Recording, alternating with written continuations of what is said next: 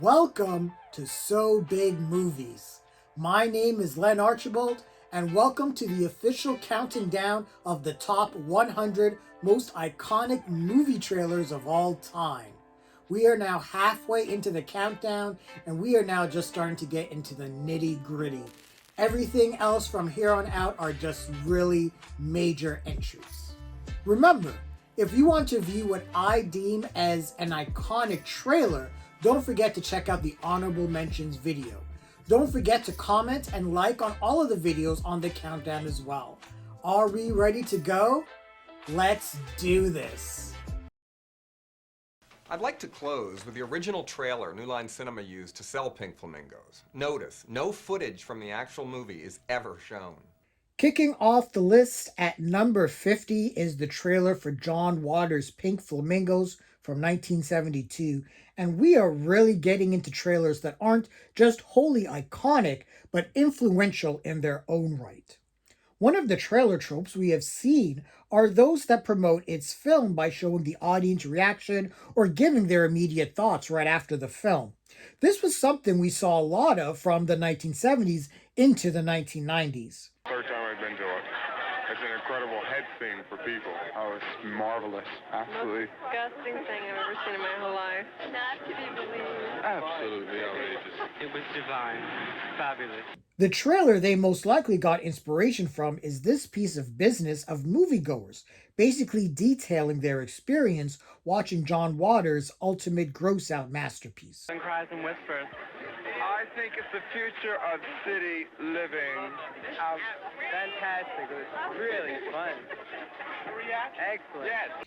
What makes this trailer great are the personalities themselves giving their opinions. We see such an eclectic mishmash of people providing commentary of the film that is snarky, ironic, gleefully pretentious, anti-establishment, melodramatic, and hilarious. Everything that tracks with John Waters.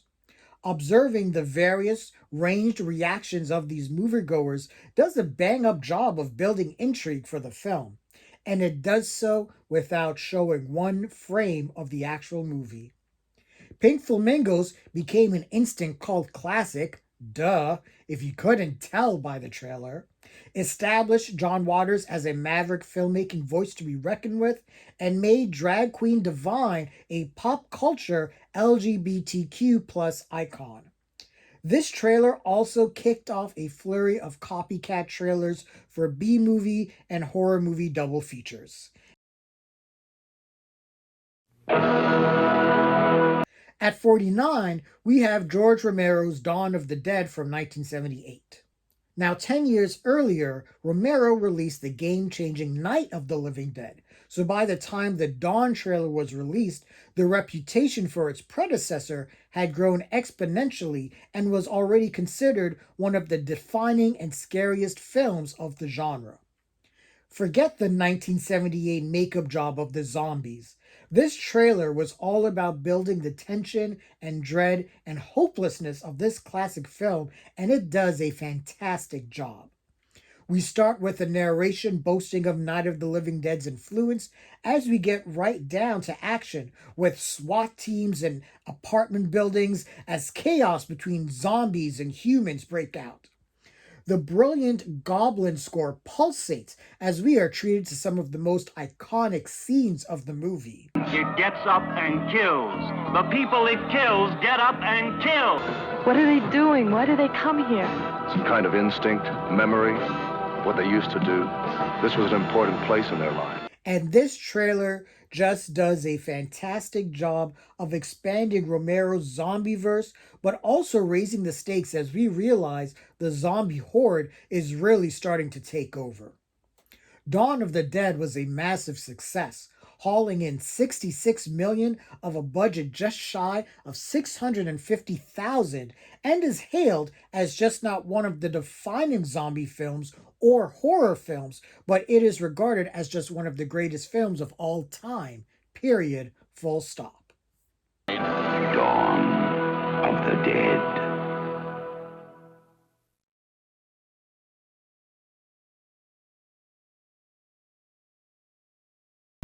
I want you to hit me as hard as you can. At number 48, we have David Fincher's 1999 opus Fight Club, starring Brad Pitt, Edward Norton, and Helena Bonham Carter, and what a memorable bit of promotion this is. We start with Edward Norton's narration about the state of his life, his insomnia, what IKEA furniture defines him, and that fateful meeting with Tyler Durden, one of cinema's great characters, and the film begins to rocket from there, showing the birth of Fight Club, its most important rule. First rule of Fight Club is you do not talk about Fight Club. And the disruption Helena Bonham Carter brings to the plot. And Fight Club was lightning in a bottle, a dissertation about the state of masculinity at the end of the 20th century, which is even more relevant when we have movies like Barbie acting as another side of the same coin. This trailer is philosophical, weird, and provocative, and once the Pixies' Where Is My Mind kicks in, we are treated to a great montage of events that also effectively conceals the movie's greatest secret, which I will not reveal for those who haven't seen the film. Studio executives did not warm up to the film, and Fight Club did not meet expectations at the box office, but its controversy and word of mouth made the film a massive success on home video, and reappraisals of the movie now consider Fight Club as one of the many absolute game-changing movies to be released in 1999, solidifying David Fincher as a major force in filmmaking, rose the stock of all major names in front of the camera, with even the New York Times dubbing Fight Club as the defining cult movie of our time. This is an iconic trailer that brought all the goods.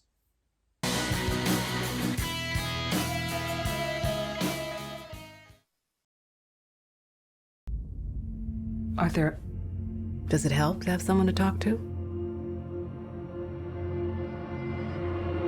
We have a big one here at 47, and it is the trailer for Todd Phillips' Joker, released in 2019. And this is just a boss piece of promotion that blatantly manipulates the audience's emotions to identify and sympathize with Arthur Fleck, played impeccably by Joaquin Phoenix as his life spirals, leading to him becoming the clown prince of crime. We get a great sense of the 1970s New York aesthetic that served as the foundation for this grounded Gotham City, with its grimy streets and super rude people. Once Arthur makes the correct assumption that, or is it getting crazier out there?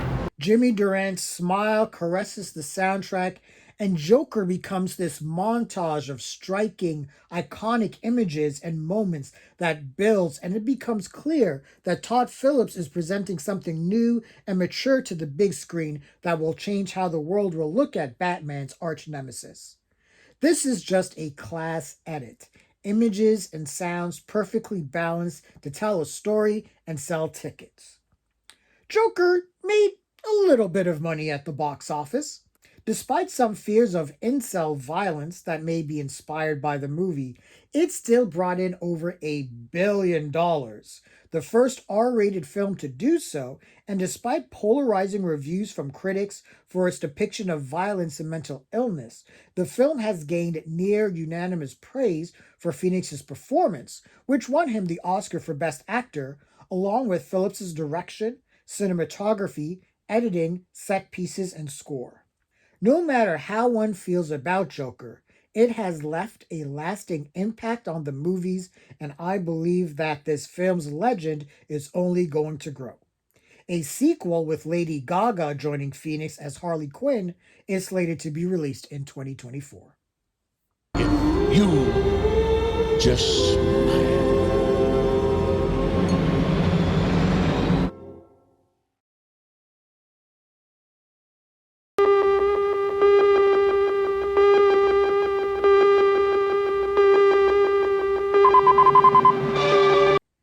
At number 46 is the trailer for David Cronenberg's Scanners, and oh Canada, is this a fun fucking trailer, and it is so amazingly simple.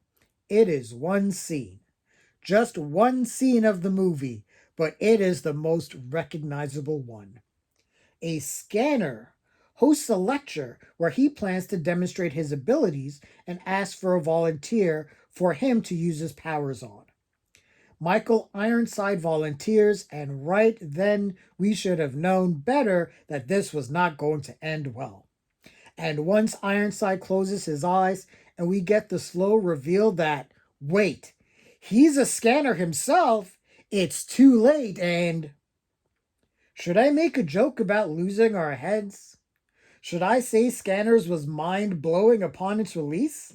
Which, even despite giving away its most iconic scene away in the trailer, it was. Working on a budget of 4.1 million and bringing in over 14 million at the box office, and was Cronenberg's first film to open at #1 at that box office. Scanner's success launched a franchise that has a cult following all of its own and created one of the all-time memes and gifs in the internet rabbit hole. Super, super memorable trailer here. The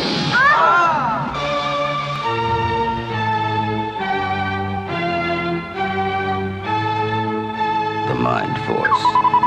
Scanners. Their thoughts can kill.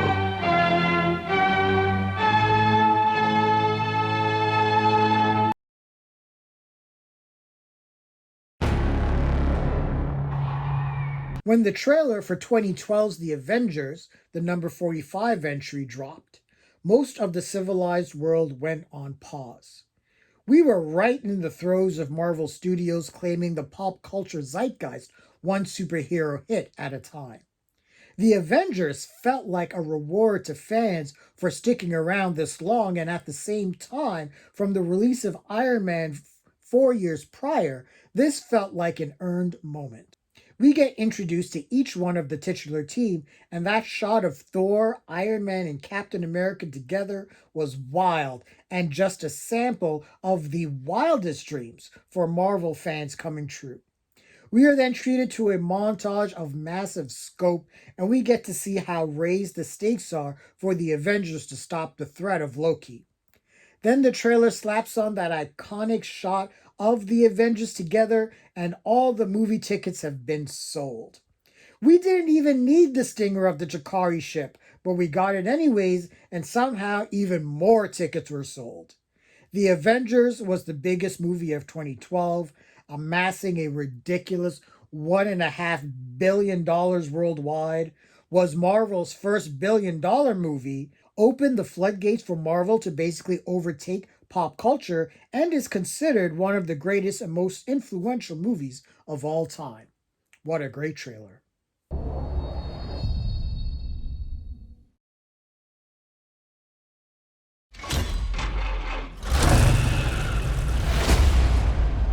My world is fire and blood. At 44 is the trailer for George Miller's Mad Max Fury Road from 2015, and let me just say, if I was being more subjective and going by my favorite trailers, this would be way up there. Here they come again. I saw this trailer in IMAX, and let me tell you, god damn, this was glorious. The trailer was almost a religious experience in itself, as we are assaulted from all sides by George Miller's world and Mad Max's mental state, amazingly portrayed by Tom Hardy.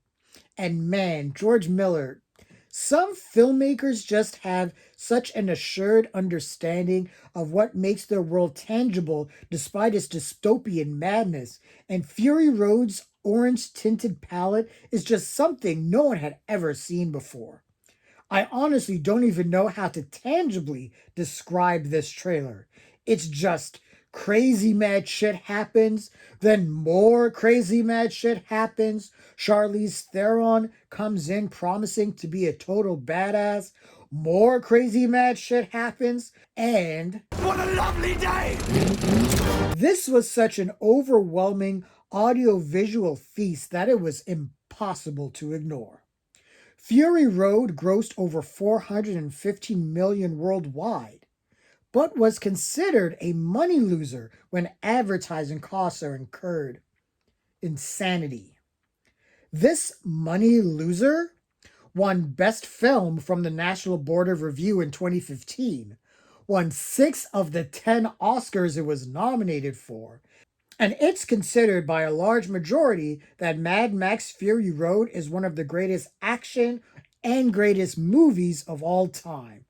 What a lovely day. Hey, what's your name?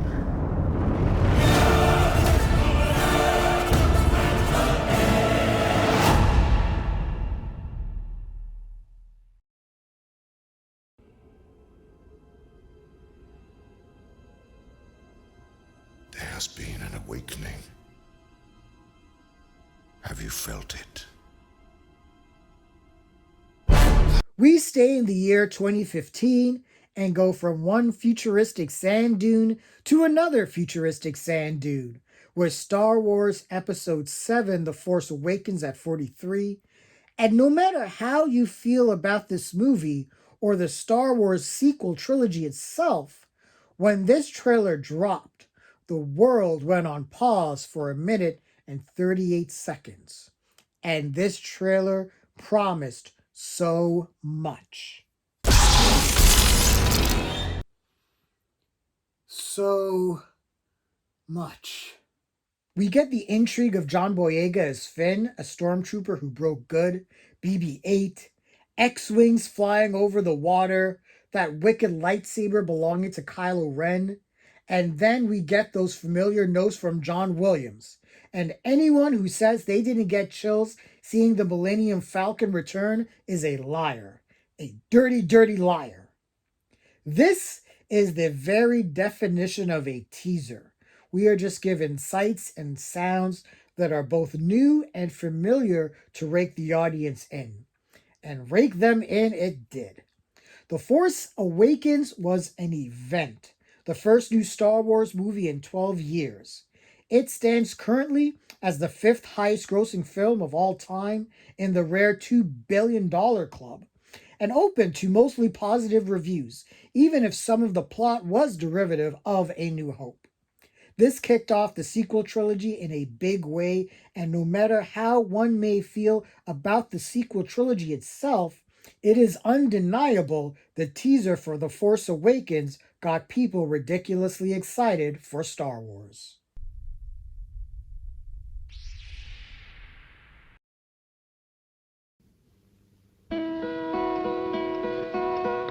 Hello, darkness, my old friend. At number 42, we have the trailer for Mike Nichols' The Graduate from 1967. And when I talk about a trailer that plays the hits, literally and figuratively, this is a trailer that takes advantage of everything that makes this movie great. We have Simon and Garfunkel's The Sounds of Silence starting out, Dustin Hoffman's head floating in an aquarium. Mrs. Robinson, you're trying to seduce me. One of the most memorable movie lines of all time, and the consequences of the infamous affair. Now, I will admit, the trailer is indeed a little spoilery, which is why it isn't higher on the list. But everything that makes The Graduate the runaway hit it is here.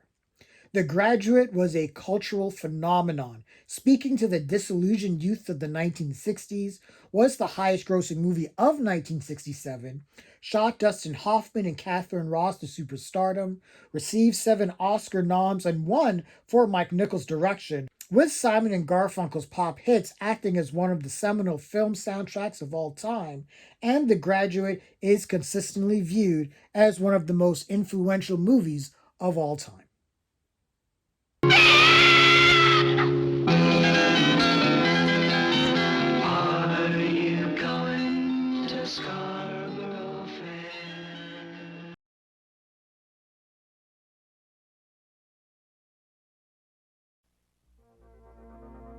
After all these trailers on this block that were bombastic, frenetic, and insane, we close off this block with a very simple teaser concept for the number 41 entry, Back to the Future from 1985. And this is one of the first trailers from my childhood that I remember vividly. First off, we need to know that, yes, Steven Spielberg still owns the 1980s. After following a pair of Nikes, we see the door for a car open up. And already I was envisioning as a child that this was a sci-fi movie because what kind of future has cars that opens upwards? I was a dumb kid and didn't know much about DeLoreans. But we see buttons and wires, the flux capacitor itself, and a machine that seems to have as complex takeoff instructions as an airplane.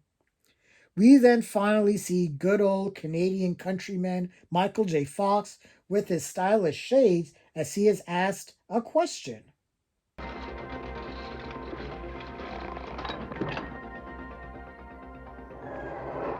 How far are you going? About 30 years. Then Huey Lewis and the news kicks in, and we get our title card, and the world definitely saw something special. This was just some great minimalism. Everything was shot and cut with purpose and so well that the audience was able to get a clear indication of what the gist of this story is about. Michael J. Fox going back in time. And it's something people clearly wanted to see. Back to the Future was the highest grossing movie of 1985, hauling over $312 million worldwide, was praised for its story, acting, special effects, and poppy soundtrack. Back to the Future is considered as one of the greatest movies of all time, spawned a franchise and merchandising, and is one of those movies that just ages like fine wine. Great Scott!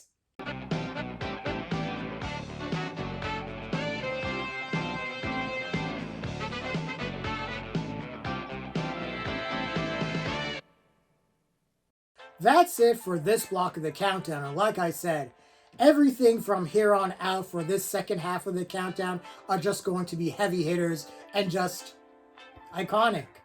What are some of your favorite trailers from this block of the countdown? Are there any trailers that you would rank differently on a list of your own? Share your thoughts and leave a comment. Don't forget to like this and other videos on the channel. Don't forget to subscribe as well and hit that bell icon for notifications. Until next time.